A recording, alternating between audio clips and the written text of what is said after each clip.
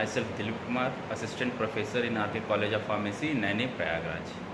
आज हम एक नया टॉपिक स्टार्ट करने जा रहे हैं जो कि है digestive system. According to AKTU university digestive system आपके यूनिट सेकंड का पार्ट है। तो डाइजेस्टिव सिस्टम हम पढ़ेंगे ह्यूमन में, ठीक है। जैसा कि आप लोग 10th या 12th में पढ़े होंगे डाइजेस्टिव सिस्टम में, जिसमें आपने पूरे डाइजेस्टिव सिस्टम को पढ़ा होगा, एलिमेंट्री कैनाल पढ़ा होगा, जिसमें स्मॉल इंटेस्टाइन, लार्ज इंटेस्टाइन पढ़ा होगा। तो डाइजेस्टिव सिस्टम जो है ह्यूमन बॉडी का एक बहुत ही इम्पोर्टेंट ऑर्गन सिस्टम है, जिसे हम इस सेमेस्टर में स्टडी करेंगे। थ्रू आउट स्टडी हम डाइजेस्टिव सिस्टम में उसके फंक्शन के बारे में पढ़ेंगे, एसिड प्रोडक्शन के बारे में पढ़ेंगे, डिफरेंट वेरियस पार्ट्स के बारे में पढ़ेंगे। डाइजेस्टिव सिस्टम में कौन कौन से पार्ट्स इंक्लूड होते हैं, उनका मोड ऑफ एक्शन क्या है, उनका बेसिक फंक्शंस क्या क्या है, उसके स्ट्रक्चर्स क्या क्या हैं, हिस्टोलॉजी क्या है, एनाटॉमी क्या है और उसके फंक्शंस क्या हैं, ठीक है। तो डाइजेस्टिव सिस्टम को स्टार्ट करने से पहले उसके सिलेबस को अकॉर्डिंग टू AKTU डिस्कस करना थोड़ा सा इम्पॉर्टेंट पार्ट है, ठीक है। तो डिस्कस करते हैं आपके सिलेबस को अकॉर्डिंग टू AKTU। तो डियर स्टूडेंट्स, जैसा कि आप यहाँ देख रहे हैं कि हम डाइजेस्टिव सिस्टम का अकॉर्डिंग टू AKTU सिलेबस, हमने सिलेबस खोल रखा है, जिसमें फर्स्ट टॉपिक है, फर्स्ट पॉइंट है आपका एनाटॉमी ऑफ GI ट्रैक। तो GI ट्रैक हम यहाँ इसको कंफर्म करना चाहेंगे कि ये GI ट्रैक आपका गैस्ट्रो इंटेस्टाइनल ट्रैक्ट है। क्या है? गैस्ट्रो इंटेस्टाइनल ट्रैक है, जिसे हम एलिमेंट्री कैनाल भी या एलिमेंट्री ट्रैक भी कहते हैं, ठीक है। अब इसका हमें एनाटॉमी पढ़ना है और इसके रेफरेंस करना है। किसके रेफरेंस पढ़ना है? With the special reference to anatomy and function of stomach. मतलब कि इसमें मेन क्या पढ़ना है? हमको स्टोमक पढ़ना है। चूँकि एक GI ट्रैक में स्टोमक भी आता है, तो स्पेशल रेफरेंस स्टोमक का लेते हुए हमें उसकी पूरी GI ट्रैक की एनाटॉमी पढ़नी है, ठीक है। उसके अंदर और क्या क्या पढ़ना है? तो उसके अंदर हमें पढ़ना है एसिड प्रोडक्शन। तो आपने जैसा प्रीवियस क्लासेस में पढ़ा होगा 10th 11th 12th में, कि जो बायो स्टूडेंट्स हैं उन्होंने पढ़ा होगा, या 10th में बेसिक सभी ने पढ़ा होगा डाइजेस्टिव सिस्टम ह्यूमन का। तो उसमें आपने पढ़ा होगा कि स्टोमक में आपके HCl का प्रोडक्शन होता है, ठीक है। तो उसके कौन कौन से एसिड प्रोडक्शन होते हैं आपके स्टोमक में, वो पढ़ना है। लिखा हुआ है आपके सिलेबस में भी शो किया हुआ है कि acid production in the stomach. फिर उनका रेगुलेशन, प्रोडक्शन एसिड का जो प्रोडक्शन हो रहा है उसका रेगुलेशन पढ़ना है हमें थ्रू पैरासिम्पैथेटिक नर्वस सिस्टम। मतलब कि पैरासिम्पैथेटिक नर्वस सिस्टम के अकॉर्डिंग हमको उसके प्रोडक्शन को रेगुलेट कैसे करते हैं वो पढ़ना है। तो यहाँ एक बात यहाँ क्लियर हो जाती है सिलेबस से ही कि जो आपका एसिड का रेगुलेशन होता है वो पैरासिम्पैथेटिक नर्वस सिस्टम के अकॉर्डिंग होता है। तो जैसा कि हम आपको बता दें, नर्वस सिस्टम में हमने सिम्पैथेटिक नर्वस सिस्टम और पैरासिम्पैथेटिक नर्वस सिस्टम दोनों पढ़ा हुआ है, ठीक है। तो पैरासिम्पैथेटिक नर्वस से आपका एसिड प्रोडक्शन होता है आपके स्टोमक का, ये यहाँ से क्लियर हो गई बात, ठीक है। अब उसमें पढ़ना है हमें और क्या पढ़ना है? तो पेप्सिन का रोल पढ़ना है।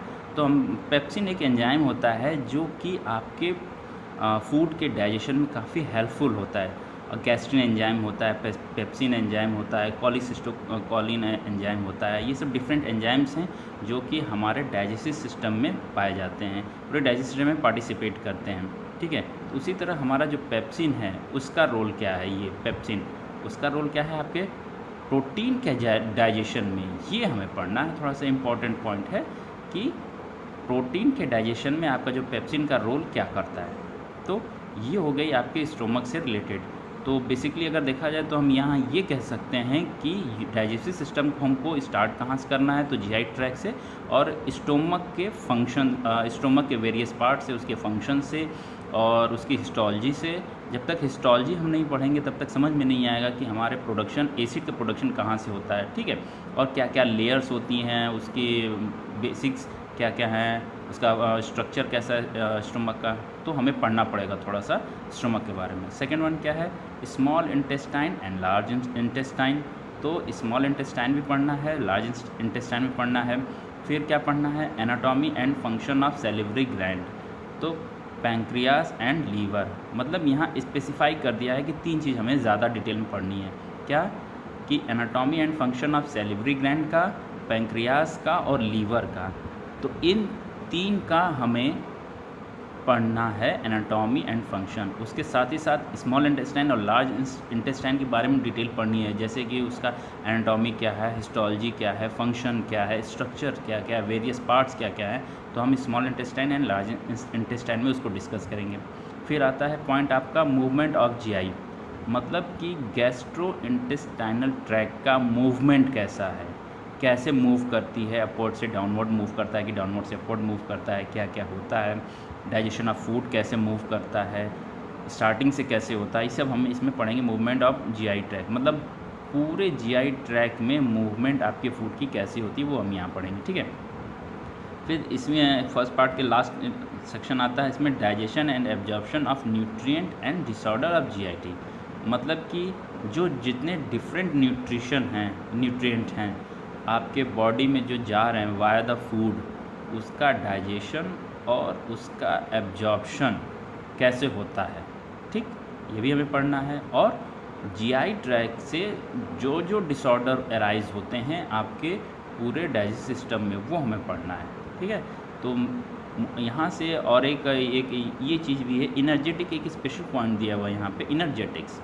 अब इनर्जेटिक्स में क्या करना है, तो formation and role of ATP, जो एटीपी है मतलब एटीपी का फुल फॉर्म होता है एडेनोसिन ट्राइफॉस्फेट, ये क्या है, इसका रोल क्या है, और ये बनता कैसे है हमारे डाइजेस्ट सिस्टम में, और इसका रोल क्या है डाइजेस्ट सिस्टम में, तो ये भी पढ़ना होगा। क्रिएटिनिन, फॉस्फेट एंड बीएमआर, तो बीएमआर आपका होता है बेसल मेटाबॉलिक रेट। तो ये 3 पॉइंट काफ़ी इंपॉर्टेंट लग रहे हैं आपके एकेटीयू के पॉइंट ऑफ व्यू से।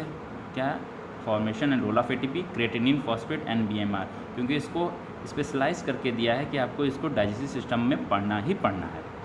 तो ओवरऑल अगर देखा जाए तो सिलेबस थोड़ा सा लंबा है, फिर भी हम ट्राई करेंगे इसको टाइम टू टाइम कवर कर लिया जाए। और हमने नोट्स तो प्रोवाइड किया ही जा चुका है आपको, फिर भी इसको हम ओरली आपको बता देंगे by the help of diagram, by the help of रे डायग्राम, ठीक है। तो एक बार रिवाइज कर लेते हैं इसके सिलेबस को डाइजेस्ट सिस्टम में, कि बेसिकली आपको पढ़ना क्या है, स्टोमक पढ़ना है, उसमें एसिड प्रोडक्शन और रेगुलेशन पढ़ना है, उसके बाद आपको स्मॉल इंटेस्टाइन पढ़ना है, लार्ज इंटेस्टाइन पढ़ना है, 3 टॉपिक हो गए। फिर सैलिवरी ग्लैंड, पैंक्रियाज और लीवर का एनाटॉमी एंड फंक्शन पढ़ना है, उसके बाद मूवमेंट ऑफ जीआई पढ़ना है, and digestion of absorption and of nutrient पढ़ना है, और डिसऑर्डर ऑफ जीआई पढ़ना है। कुल मिला के 6-7 पॉइंट्स हैं, 6-7 टॉपिक्स हैं जो आपको कवर अप करने हैं, ठीक है। और लास्ट में जो most important point of view लग रहा है किस पॉइंट का, तो formation and role of ATP and creatinine, phosphate, BMR के साथ ये चीज़ें हैं जो हमें पढ़नी है। तो नेक्स्ट क्लास में हम जब भी अवेलेबल होंगे तो हम स्टार्ट करेंगे आपके स्टोमक और जीआई से, ठीक है। तो तब तक के लिए स्टूडेंट्स आप पिछला दिया हुआ सिलेबस आपका रिवाइज कर लीजिए, और हम स्टार्ट नेक्स्ट टाइम पे करेंगे आपके डाइजेस्टिव सिस्टम से। Okay, thank you.